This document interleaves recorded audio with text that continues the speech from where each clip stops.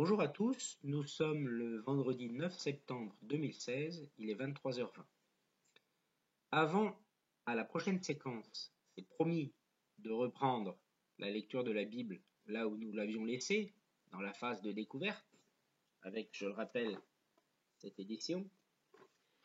Je souhaite continuer avec la neuvaine que j'avais débutée et qu'encore une fois je ne respecte pas strictement chronologiquement, du moins devant cette caméra, et en fait aussi en réalité, avouons-le. Donc le 8e jour, la dernière fois nous avions prié avec Saint Jean Bosco pour la jeunesse. Et le 8e jour, il est question de prier avec Sainte Jeanne Jugan, qui elle s'est consacrée aux délaissés, aux pauvres, aux plus faibles et aux plus démunis. La parole de Dieu nous dit, en Matthieu 25-40, « En vérité, je vous le dis, toutes les fois que vous avez fait cela à l'un de ces plus petits de mes frères, c'est à moi que vous l'avez fait. » Avec confiance, prions. Au nom du Père, du Fils, du Saint-Esprit. Amen. Notre Père qui es aux cieux, que ton nom soit sanctifié, que ton règne vienne, que ta volonté soit faite sur la terre comme au ciel. Donne-nous aujourd'hui notre pain de ce jour. Pardonne-nous nos offenses comme nous pardonnons aussi à ceux qui nous ont offensés, et ne nous soumets pas à la tentation, mais délivre-nous du mal.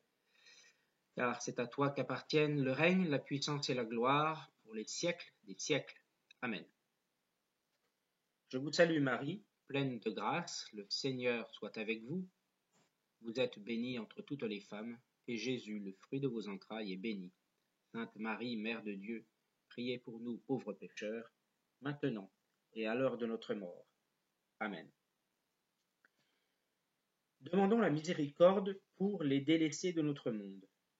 Sainte Jeanne Jugan disait, « Jésus, toi qui as révélé aux tout-petits les mystères du royaume des cieux, nous te remercions des grâces accordées à Sainte Jeanne Jugan, à qui nous confions les délaissés de notre monde.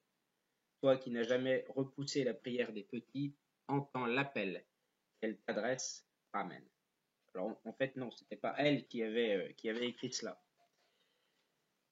Alors voilà, donc je souhaite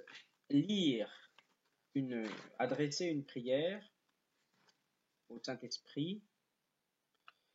Si je la retrouve parce que je l'avais marquée, mais bien sûr, voilà, je l'ai égarée. Donc nous sommes page 120 de mon petit livret avec les magnifiques illustrations, avais-je dit.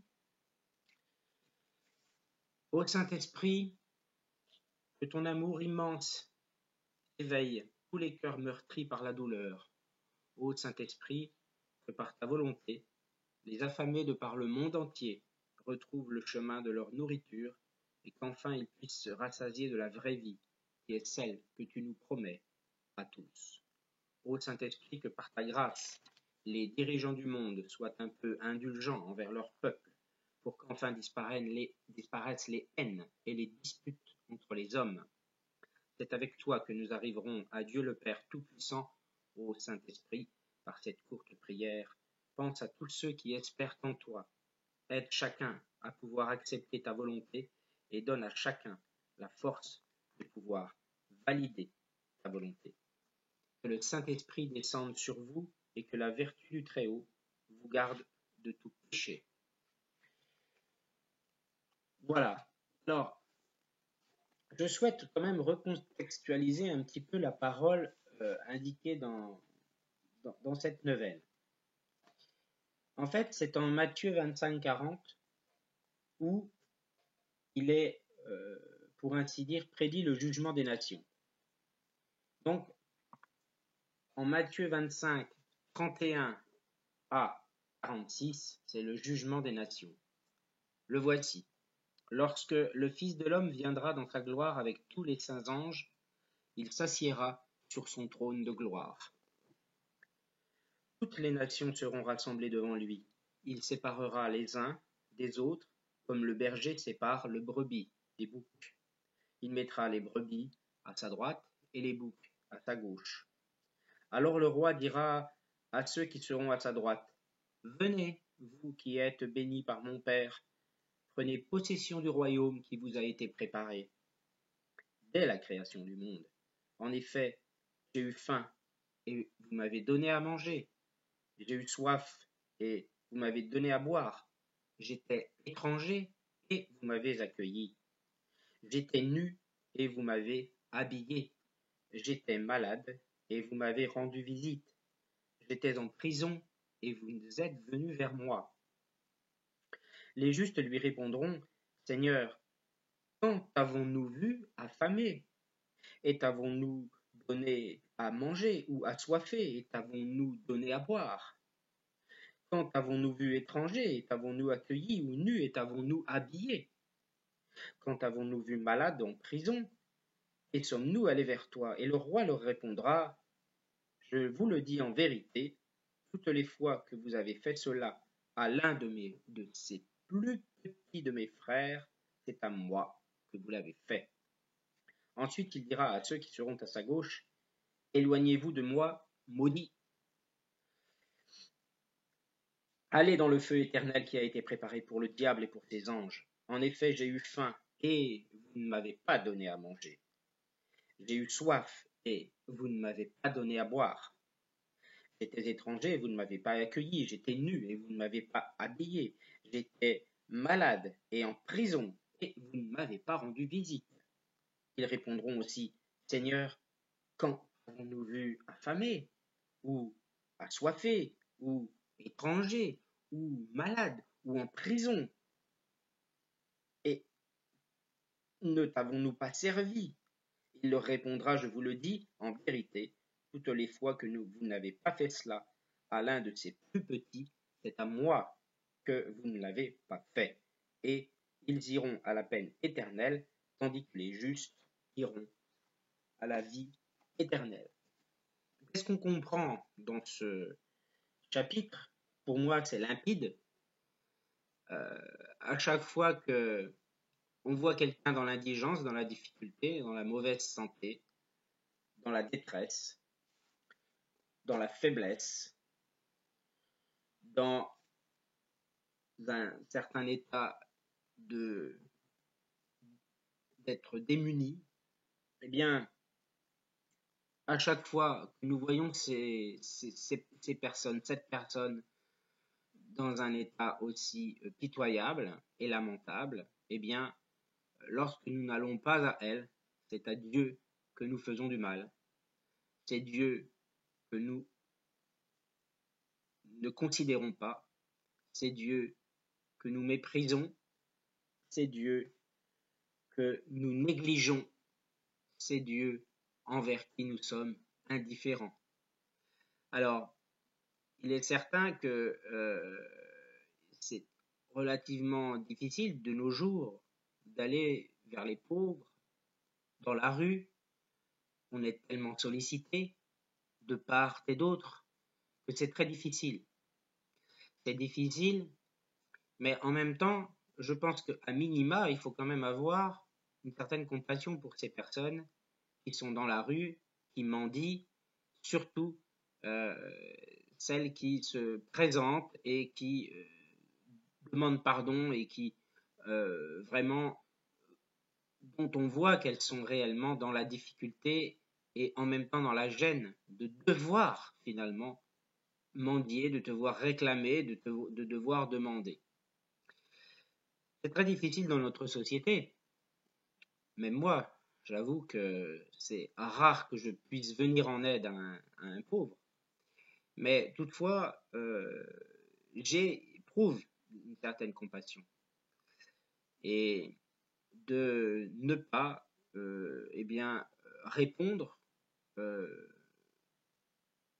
ou prou d'une quelconque façon que ce soit à cette détresse qui est affichée autour de nous par bien des gens, des SDF par exemple, eh bien c'est touchant, c'est touchant de voir cela, mais disons que de ne pas y répondre, cela pose à n'importe qui soit équilibré un certain problème de conscience. Et je pense aussi que c'est le sens chrétien de chacun d'entre nous qui, eh bien, le sens religieux, dirons-nous, qui nous conduit à être touchés un tant soit peu par l'état des pauvres que nous pouvons croiser dans la rue, dans les transports en commun, etc. Et voir et assister également à cette pauvreté. Il n'en reste pas moins que les pouvoirs publics réagissant assez peu face à ce phénomène, la population, effectivement, finalement, se retranche derrière l'indifférence des pouvoirs publics, parce qu'il est évident que le contexte eh bien, socio-économique actuel ne permet pas non plus de distribuer de l'argent à tous les pauvres que nous pouvons rencontrer. Cela dit, quelqu'un qui est dans la détresse, moi ça m'est arrivé récemment, une jeune fille qui était complètement perdue, qui était paniquée et qui ne savait plus trop où elle était. J'ai réussi quand même à lui apporter de l'aide et à rester environ une demi-heure avec elle pour pouvoir finalement la faire prendre en charge par les autorités compétentes afin c'était une mineure, afin qu'elle puisse donc retrouver eh bien, le chemin de chez elle. Et j'étais pressé, mais j'ai quand même pris le temps de le faire. Et j'avoue que ces élans de solidarité, quand on peut satisfaire ces élans, parce que c'est quand même un élan de solidarité, on a envie de faire plaisir, on a envie de rendre service, on est touché par la détresse des gens, et eh bien, ça apporte une certaine satisfaction, si ce n'est une satisfaction certaine. Alors, on peut remercier le Saint-Esprit de nous inspirer ces élans de compassion, de bonté vis-à-vis des personnes qui sont dans la difficulté, tant est que, bien sûr, cela nous puisse être possible. Alors voilà, donc il est clair que ce message donc s'adresse réellement à tous ceux qui voient des gens dans la détresse et qui, décidant de se montrer indifférents envers cet état de ces personnes en difficulté, eh bien, je ne sais plus comment j'avais commencé ma phrase, donc, eh bien, c'est Dieu que nous heurtons, c'est Dieu que nous blessons, et c'est Dieu que nous mettons en colère même, puisque il est même capable de nous envoyer non pas dans la vie éternelle auprès de lui, mais auprès de Satan et de ses anges. Voilà. Alors, je vais terminer avec une prière. Aujourd'hui, ça va être le Gloria, donc gloire à Dieu. Voilà, gloire à Dieu au plus haut des cieux, dirons-nous. Et nous en terminerons avec cette session d'un petit quart d'heure aujourd'hui, et la prochaine fois, c'est promis, nous reprendrons la lecture de la Bible, étape découverte que nous avons commencé au début de ces séquences que j'enregistre maintenant depuis quelques semaines. Gloire à Dieu dans le ciel et paix sur la terre aux hommes qu'il aime. Nous te louons, nous te bénissons, nous t'adorons, nous te glorifions, nous te rendons grâce pour ton immense gloire.